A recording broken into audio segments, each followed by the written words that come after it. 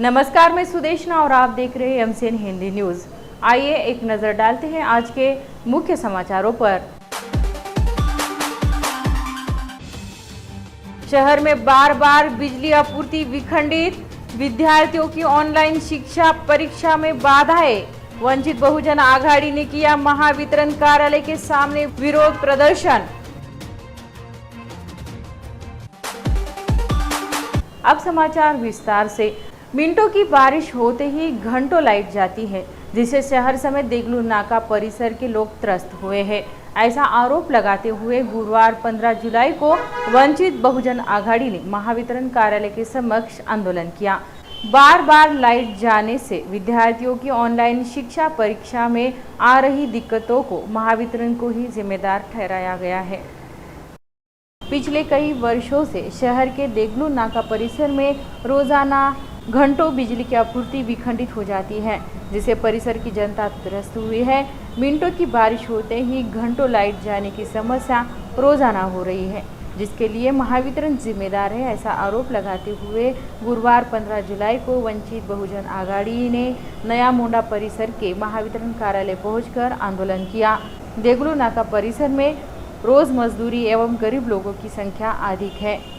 अन्न, वस्त्र, मकान के साथ ही बिजली भी जीवन आवश्यक सेवा में शामिल है, लेकिन परिसर में ओवरलोड के चलते घंटों तक तथा रात भर बिजली विखंडित हो जाती है। परिसर में हल्की बूंदाबांदी भी हो जाती है तो दिन रात लाइट आती नहीं। ऐसे में यहाँ की जनता परेशान है। विद्यार्थियों के परीक्षाओं के दिन है, सारी पढ़ाई भी ऑनलाइन पद्धति से हो रही है। ऐसी स्थिति में कई घंटों लाइट जाने से विद्यार्थियों का मोबाइल चार्ज नहीं रहता, वे शिक्षा से और परीक्षाओं से वंचित रह जाते हैं, जिसे महावितरण जिम्मेदार है, ऐसा आरोप वंचित बहुजन आघाड़ी के प्रवक्ता फारूक अहमद ने लगाया है। एमएससीबी को बारिश चालू होकर 2 महीने से ज़्यादा वक्त हो गया। बारिश के पहले पूरा अवधि था, लेकिन मेंटेनेंस के नाम पर जो शोषण कर रहा है एमएससीबी के, कुछ मिनटों की बारिश होती है और कई घंटों तक लाइट बंद की जाती है। एमएससीबी के कई डीपी स्टेशन मंजूर हुए हैं, डीपी सालों से पड़े हुए हैं। देगलू नाका बिलाल नगर तरफ के डीपी मंजूर होकर 2.5-3 साल हो गए। डीपी खरीद के सड़ रहे, बारिश में पड़े हुए हैं। 8 महीने पहले हमको इन्होंने 6 महीने का वक्त मांगा था, लेकिन इसके बावजूद आज भी वो डीपी स्टेशन चालू नहीं हुए, जहां पर वंचित घटकों की बस्तियां होती है, जहां पर वंचित समाज के रहवासी एरिया होता है, जहां पे अल्पसंख्यक मुस्लिम समुदाय की बस्तियां होती है, वहां पर कोई पुरसाने हाल नहीं है। कोई नेता, कोई लीडर लोगों की आवाज़ उठाने को तैयार नहीं है। और मिनटों की बारिश होने के बाद घंटों की लाइट जाती है, कई बार रात भर लाइट नहीं आती है। बिजली अत्यावश्यक सेवा में आई हुई है। बिजली खाने के, पानी के, हवा के जैसी एक ज़रूरत बन गई है।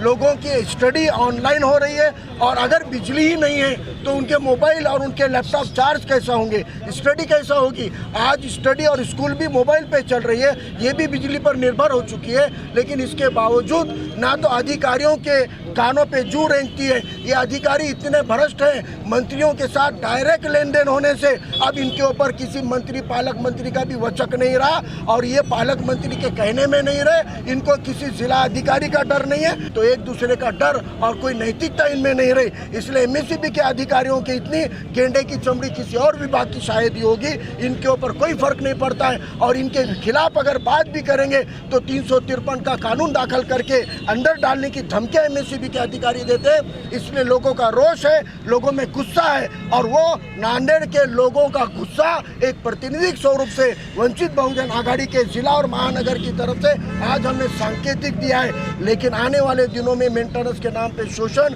बिजली के बिल नहीं भरने पर अगर लाइट बिल नहीं भरने से कट किए गए, मीटर के कनेक्शन काटे गए, तो वंचित बहुजन आघाड़ी वो मीटर के कनेक्शन जोड़ेगी, वो कानून को तोड़ेगी।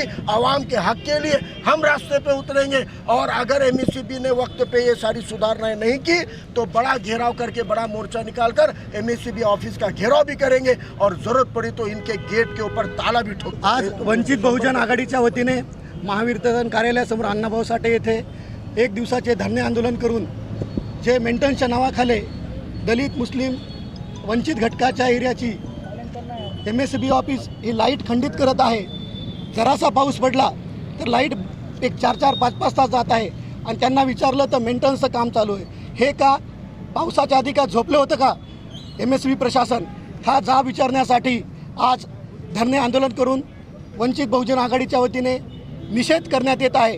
दुसरं की लोकांना लॉकडाऊनमध्ये आज कामं नाहीत, यांनी गरीब लोकांचं वीज बिल माफ करत नाहीत, यांनी गरिबांच्या घरी जाऊन जे 500-1000 रुपयाचं बिल असेल तरी लाईट बिल तोडण्यासाठी जात आहेत, त्यांना कायद्याची भीती दाखवून त्यांच्यावर अन्याय करत आहेत. वंचित बहुजन आघाडी या सर्व गोष्टीचा निंदा करते.